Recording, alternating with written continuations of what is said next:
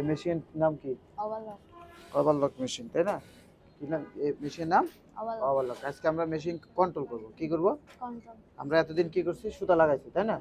এখন কন্ট্রোল করতে হবে, হ্যাঁ? এখন এই ওভারলক মেশিনের সাইডে তো নাইফ লাগানো থাকে। এখন মন চাইলে তো কাপড় যে কোনো জায়গায় দেওয়া যাবে না, তাহলে তো কাপড় কেটে যাবে, তাই না?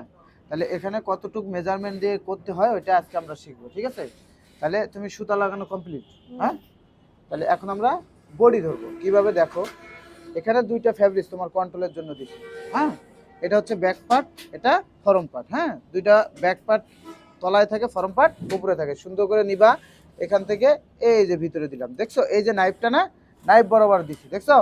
এখন এখান থেকে 2 থেকে 3 দিন চালাবা, চালাইলাম। এরপরে যেহেতু তুমি প্যান্টের কাজ শিখতেছো, এই যে আঙ্গুলটা এই ফ্যাব্রিকের ভিতরে থাকবে, হ্যাঁ? আর এই 3টা আঙ্গুল নিচে, এই আঙ্গুলটা ভিতরে, এটা উপরে। এখন সুন্দর করে এই যে খালি ফ্যাব্রিক যাইতেই থাকবে, এই আঙ্গুলের ভিতর দিয়ে ফ্যাব্রিক যাইতেই থাকবে। এই যে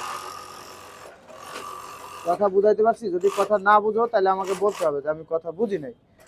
বডি যদি ধরা ঠিক থাকে তাহলে কাজ ওকে হবে, বডি যদি ধরা ঠিক না থাকে কাজ ওকে হবে না। এই যে দেখো, বুঝাইতে পারছি?